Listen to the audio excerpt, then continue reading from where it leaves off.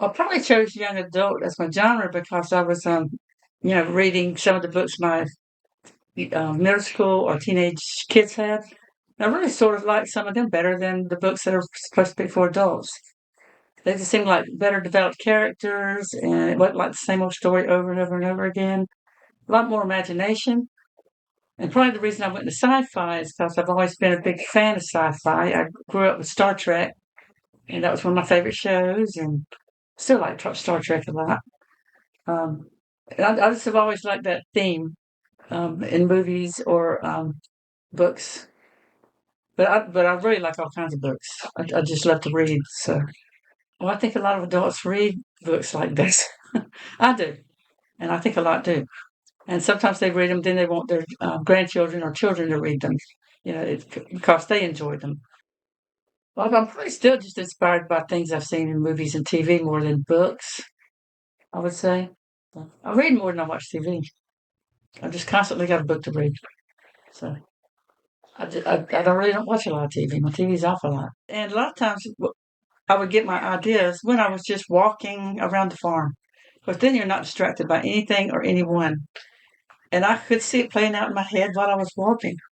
And sometimes there'd be scenes I had done before. And while I'm walking, I say, well, maybe it would be better this way.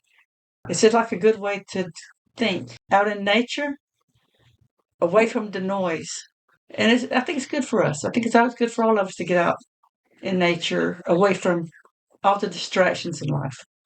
Right now, I'm just focusing on this. I mean, just the last book. I'm stumped on that right now. So focusing on that. I keep thinking about it. Then I say, no, I don't like that. And so I don't have anything to branch out. But I do remember a long time ago, I did have this other storyline that was sort of a dystopian storyline where it was sort of like time travel in a way, where this man had hidden his grandchild in the future. But when you see what's going on in the future, it almost seems like it's in the past because people are living more, like people lived before technology and all that stuff. So, but I just played with that a little bit. But the actual character did not know he had come from another time period, and he was living in this village with these people, and his grandfather was gone. He didn't know where his grandfather was, so he sets out to look for his grandfather. But I never finished it. That was just a concept that I had. I think I might have even come up with that before this, but I just never went anywhere with it. I can't remember. I'm trying to remember if it was before or after. But I was a big fan of comic books. When I grew up, we'd go to the convenience store and we'd pick out little comic books for 10 cents. They were only 10 cents. And sometimes that was Betty and Veronica, but sometimes it was Superman or um, Batman. It was just fun to just be able to have access to all those, the whole little rack of comic books. We could pick them out, and we'd all pick out comic books, and we'd swap them around with each other. So, and that's funny papers. I always loved funny papers. Um, we'd all be fighting over funny papers. That would come in the Atlanta Journal, Constitution. All us kids would be fighting over who got the funny papers first. So I just always liked the comic form of telling a story. And I think sometimes it helps children who have trouble reading to have comics because they can see the character and the words are just simple. And so I think comics are still a good thing. I really think that's how my autistic son, that helped him learn to read because he had a lot of education in with people trying to teach him how to read.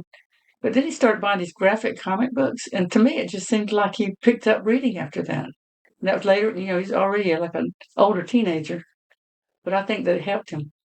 Some books to me have been ruined by the ending. To me, I don't even want to read it again because I didn't like the way it ended. Or sometimes I'd say I'm just going to pretend it didn't end that way, and I come my concept of how it really ended. Because I just didn't like the way it ended, and I really loved the series, but I didn't like the way it ended. But that's probably a little silly. But yes, when I started writing the first book, it just continued. Well, actually, the first book was real long, and I decided it needed to be two books. But I just kept going, and I was just writing for fun. Um, and it just kept going and going. And it was something I enjoyed doing. It was just fun, just imagine what would happen. So I just kept going with it. And I didn't know for sure if I'd ever publish it or not. I just enjoyed doing it. I enjoyed writing it. It was mainly family members that encouraged me to publish my books. And and I would just reread them and sometimes change them. They changed somewhat over this period of time that I wrote these books. But this last one, I'm still working on it. Well, I was writing these books for fun, and I didn't know a whole lot about writing. I really think more of myself as a storyteller than a writer, because I make a lot of mistakes with grammar and the rules of grammar and all that. So, well, my first book, Marooned, I wrote it very long. I can't remember how many words it was and how many pages it was, but it was very long. And it almost seemed like the book had a part one and a part two. So I just took what would have been the next part and I divided it in half. So so that I made the second half Castaways, which would be the second part of the story. But it was just that when I first started writing, I was just throwing it out there and just writing what was in my head. And there were a lot of things I did wrong that came out in editing. That was pointed out things that were wrong with the story. And over the years, I think I became better at writing. And that first attempt was just too long. And the story changed a lot too. There were things that happened in the story I took out and made different things happen that I thought made the story flow better. But that, way back then, that was just my first attempt at writing a book or a novel. Aliens. If aliens really exist, there's a lot of that going on right now. You see these little blurry pictures of dots moving around the sky, and they said those are spaceships. And have y'all seen any that really look real? I don't know, but if they're aliens, I just don't know. There's all kinds of different aliens you see in movies and books and TVs. I have heard that some people believe that aliens have sort of stopped us from doing things we shouldn't do. They've interfered with military stuff. That's what some people on these. If you watch the History Channel, these realistic stories of accounts of people, they say that they kept them from doing things that they shouldn't do.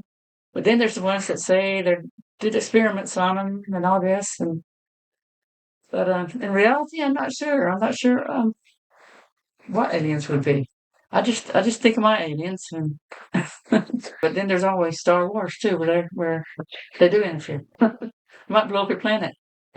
But you have to wait and read through and find out. You got to start with Marooned and keep going. With the next one will be Castaways and continuing adventures of Zeed of Zarneega and the people and individuals he encounters.